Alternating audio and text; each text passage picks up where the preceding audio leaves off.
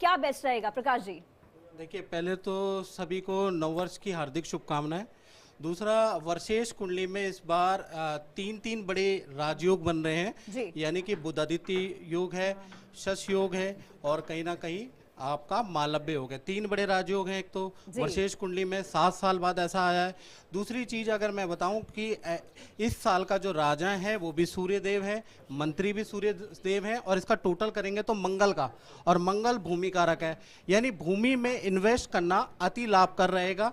अगर आप प्रॉपर्टी में निवेश कर रहे हैं तो बहुत ही अच्छा है। टेक्नोलॉजी विज्ञान के किसी शेयर पे, सोना चांदी तांबे में अगर आप निवेश कर रहे हैं तो आपके लिए अति उत्तम रहेगा। साथ ही साथ अगर आप एजुकेशन सेक्टर में निवेश कर रहे हैं तो अति उत्तम रहेगा। सबसे अच्छा जो रहेगा, क्योंकि यहाँ पर मालव्य योग बन रहा है, तो स्त्रियों के लिए स्त्री संबंधित जो कोई कार्य है वो करना बहुत लाभकारी है। और सूर्य और राजा भी सूर्य है और मंत्री भी सूर्य है, तो यानी कि अगर देखा जाए तो जनवरी से लेकर और जून तक जी प्रॉपर्टी के प्राइस और भारत के अंदर जो कह लीजिए कि महंगाई है वो चरम सीमा पे रहेगी, क्योंकि आग एकदम से जलती है और एकदम से बुझती है। फिर जून के बाद से लेकर और दिसंबर के बीच में मेदनीय ज्योतिष के अनुसार एकदम से कह रहे हैं कि महंगाई से निजात नहीं मिलने वाली है। नहीं, एकदम से अभी तो बढ़ेगी। और एक और चीज मैं आपको बता दूं कि 14 मार्च से लेकर और जून तक खरपर योग और पंचवर्गीय ग्रह योग बन रहा है, जिसमें युद्ध के हालात भी दिखेंगे। सबसे पहले 2 कंट्रियां बर्बाद होने वाली है, मैं आप यहाँ भविष्यवाणी कर रहा हूँ।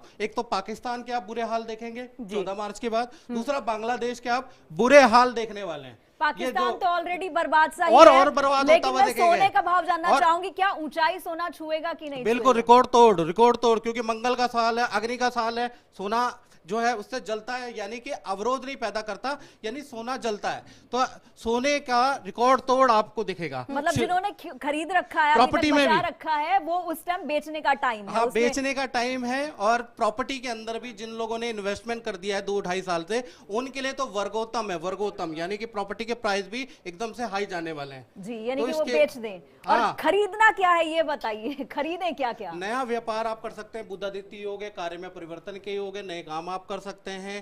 खासकर मैं आपको बता दूं, क्योंकि सूर्य राजा सूर्य है और मंत्री भी सूर्य है, तो जो सूर्य से जो मित्रता वाली राशि है, मेष राशि हो गई, वृश्चिक राशि हो गई, सिंह राशि हो गई, कर्क राशि हो गई, ये जो है सूर्य से मित्रता वाली राशियां हैं।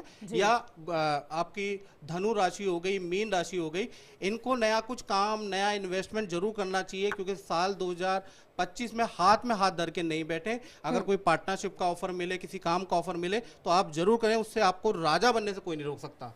क्योंकि ये जो मंगल है, मंगल भी सेनापति हैं, लेकिन आप सोचें कि हाथ में हाथ धर के और राजयोग एक्टिवेट हो जाएगा तो जन्म पत्रिका हर कोई बाचे, कर्म ना बाचे कोई। आपको कर्म करने पड़ेंगे, आपको जो ऑफर है उसके लिए मेहनत करनी पड़ेगी, और साल 2025 में आपको कामयाबी जरूर मिलेगी। और जैसा कि नीति जी ने भी एक बात कही, मैं उससे सहमत हूं कि ये जो साल है, जो नरेंद्र मोदी जी के लिए, अमित शाह जी के लिए बहुत ही लाभकारी साल रहने वाला। मैं नीति जी से बहुत सहमत हूँ। दूसरी बात भी नीति जी ने बहुत ही अच्छी बोली कि राहुल गांधी जी को हटा के, क्योंकि उनकी कुंडली के अंदर सेंटर के अंदर सूर्य या बृहस्पति होते हैं, तो मंत्री या प्रधानमंत्री या बड़ा पद मिलता है, वो प्रियंका गांधी की कुंडली में है और उनकी बुध की महादशा चल रही है। तो प्रियंका गांधी जी को लेकर अगर वो चलेंगे तो पार्टी का अच्छा ग्रोथ देखेंगे, और वो देख भी रहे हैं। 2024 में आप देख भी रहे हैं। और मुझे लग रहा है कि कांग्रेस ने आते आते देरी कर दी, प्रियंका को लाते प्रियंका जी को पहले से लाना चाहिए। तो बेहतरीन हो जाता। आपके माध्यम से हम लोगों की, हम ज्योतिषियों की बात पहुंच जाए और प्रियंका जी आगे आ जाए तो कांग्रेस का भी उद्धार हो जाएगा, नहीं तो फिर नीचे ही जाएगी कांग्रेस जी।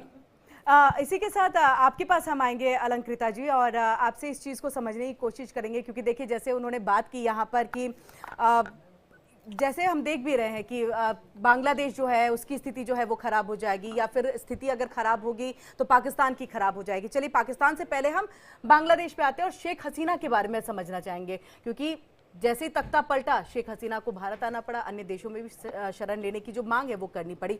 ऐसी स्थिति में शेख हसीना को हम कैसे देखें, उसके आने वाले दिनों को कैसे देखें? ओम सर्वमंगल मांगल्ये शिवे सर्वार्थ साधिके शरण्य त्र्यंबके गौरी नारायणी नमस्तुते। सबसे पहले समस्त देशवासियों को नववर्ष की अनंत शुभकामनाएं। देखिए, नववर्ष का अर्थ ही होता है कि नई ऊर्जा का संचार और एक सकारात्मक ऊर्जा और विचारों के साथ नए साल की शुरुआत करना। तो अगर हम यहाँ पे बात कर लें, मंगल का साल है, 9 अंक है, 9 अंक अपने आप में संपूर्णता, वास्टनेस और मैजिकल अंक होता है। तो बहुत ही ज़्यादा ट्रांसफॉर्मेशन और बहुत ही ज़्यादा रेवोल्यूशनरी रहने वाला है पहले तो भारत देश के लिए ये साल। अब बात करते हैं दूसरे देशों की, तो आपने देखा है कि हर जगह जहाँ एक सैचुरेशन आ जाता है